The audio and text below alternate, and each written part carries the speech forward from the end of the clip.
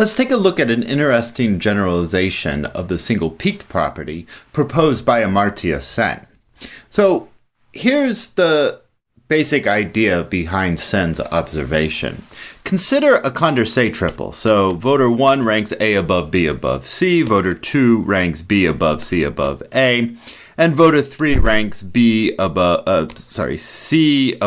A above B. So we have these three voters. This is a Condorcet triple, so there's an intransitive group ranking. Now what you can notice about this profile is that there is maximal disagreement. Everybody disagrees on who should be ranked last.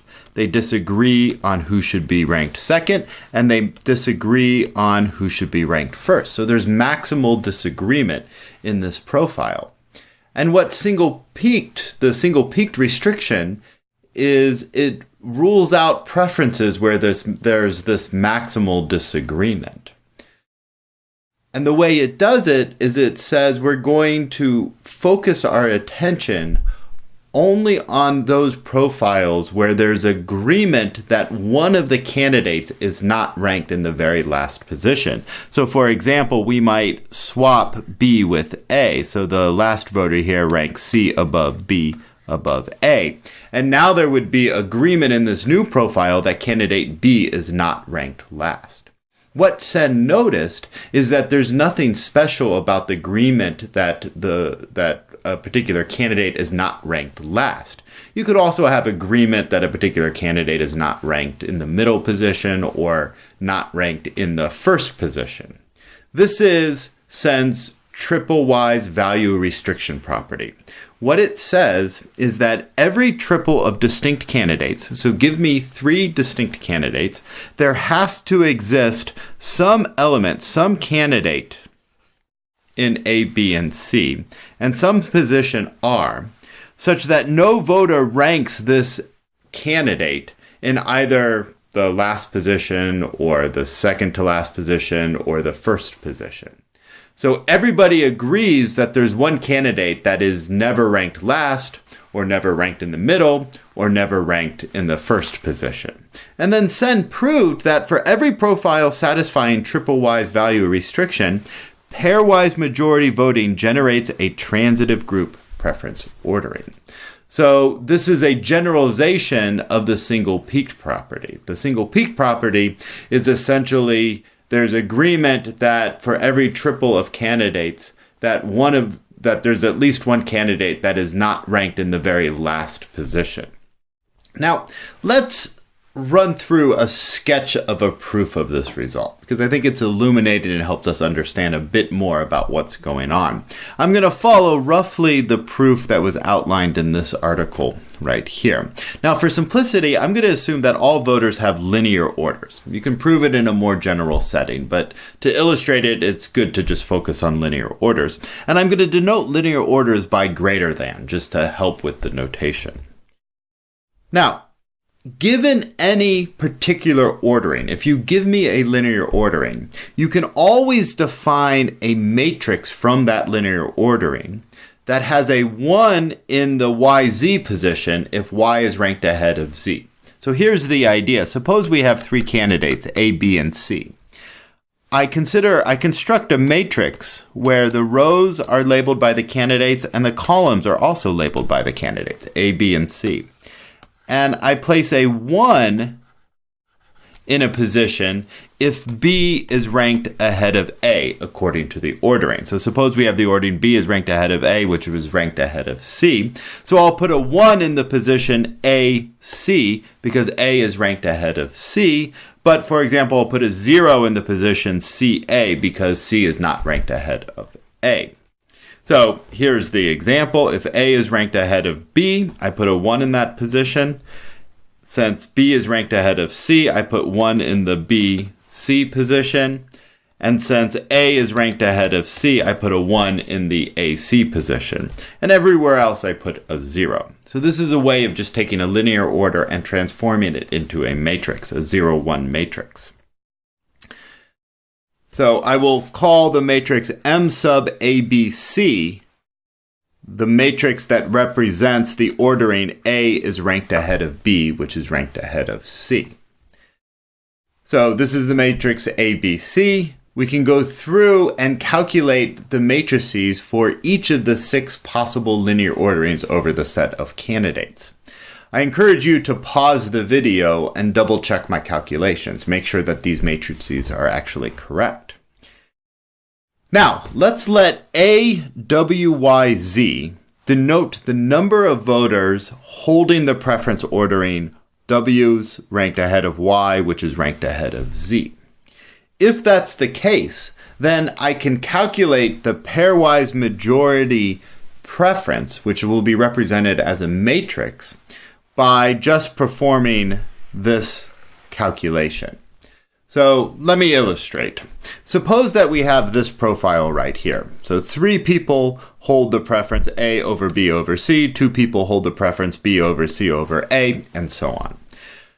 I can represent that by saying that I can represent the pairwise majority ordering as the matrix that's formed by calculating the number of people that hold the ordering A above B above C times the matrix representing that ordering plus the number of people that hold the ranking B above C above A times the matrix holding that ranking, and so on. So plugging in the numbers, we see that 3 people have the ranking A above B above C, 2 people have the ranking B above C above A, 5 people have this ranking, and 1 person has the ranking right here.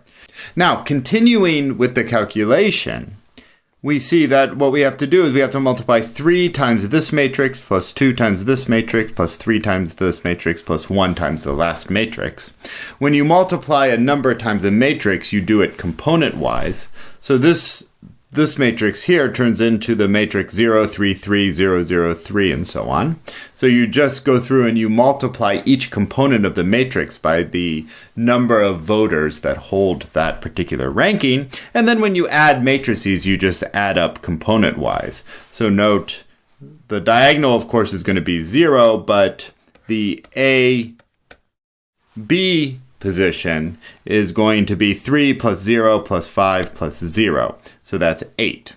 And that matches with our data because what this says is that there's 8 voters that hold the ranking A ahead of B. So we have these 3 voters plus these 5 voters hold the ranking A ahead of B. So this matrix represents this particular profile. Now, more generally, what we have is to construct the pairwise majority matrix, we put in the position, for example, AB, the number of people that hold the ranking A above B above C, plus the number of people that hold the ranking A above C above B, plus the number of people that hold the ranking C above A above B. This is the total number of people that rank A ahead of B. So what I have here is just the general representation of the pairwise majority ranking. And then note that we say that a candidate A is ranked ahead of the candidate Z, according to this matrix right here, if the number in the YZ position is greater than the number in the ZY position. So the YZ position, for example, A will be ranked ahead of B if there are more people that rank A ahead of B than rank B ahead of A. So the group is going to rank A ahead of B if this number is greater than this number right here. So here's a key lemma. If there is a majority cycle, so suppose that we have a majority cycle, then I can prove that either that one of 2 situations hold. ABC is greater than ACBA. So the number of people that hold the ranking A above B above C is greater than the number of people that hold the ranking C above B above A. And the number of people that hold the ranking C above A above B is greater than the number of people that hold the ranking B above A above C. And the number of people that hold this ranking is greater than the number of people that hold this ranking. Or we have this condition right here. This makes sense if there's a majority cycle among 3 alternatives. There are two possible intransitive orderings that could arise. The first intransitive ordering arises under this condition, and the second arises in this condition right here. It's not hard to see why this lemma is true. And in fact, I'll ask you to try to figure this out for yourself. But once we have that lemma, we can prove the following sufficient condition for there not existing a majority cycle over A, B, and C. If one of these numbers is 0 and one of these numbers is 0, then there is no majority cycle over A, B, and C. So let's see why that's the case. So suppose that the number of people that have the ranking A above B above C is 0, and let's say the number of people that have the ranking B above A above C is 0. Well, if that's the case, then note we have 0 is greater than the total number of people that have C ranked above B above A. That can't possibly happen because all of these numbers are positive. So that means that this part is going to be false. So that's going to be false. Now, if the number of people that have the ranking B above A above C is 0, then that means that this inequality has to be false. So this disjunct will also be false. Since both of these are false, the disjunction of them is false. So that means that this disjunction holds if there is a majority cycle over A, B, and C. So since the consequent is false, that means there is no majority cycle over A, B, and C. So this is the lemma that we actually need. So stating this more generally as a theorem, suppose that for every triple of distinct candidates A, B, and C, we have one of these numbers is 0 and one of these numbers is 0. Then I know the pairwise majority generates a transitive ordering. So the majority relation is transitive. The next fact is just a simple observation, is that a profile satisfies the triple-wise value restriction if and only if, for every triple of candidates, we have just exactly this condition we need in order to guarantee that the pairwise majority relation generates a transitive ordering. So these two theorems together prove Sen's value restriction theorem. So all that remains is just to verify that the value restriction corresponds to these numbers being 0. Well, let's just look at an example which will illustrate that. So if one of these candidates is not ranked first, what that means is that the number of people that rank A above B above C is 0, and the number of people that rank A above C above B is 0.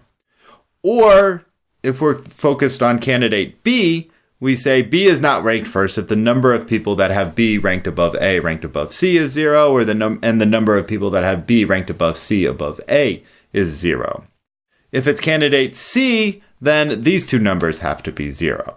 So, and not ranked second, we see that the only way that can arise is if these two numbers are 0. If B is not ranked second, then it's the number of people that have A ranked above B above C is 0, and the number of people that have C ranked above B above A is 0. And here is the condition for each of the three candidates to not be ranked last. So what you can see by just inspecting this table is that if one of these situations arises, namely there exists one candidate that is not ranked, either not ranked third or not ranked second or not ranked first, that will arise exactly in this condition when we have one of these numbers is 0 and one of these numbers is exactly equal to 0. So that's the proof of Sen's value restriction theorem.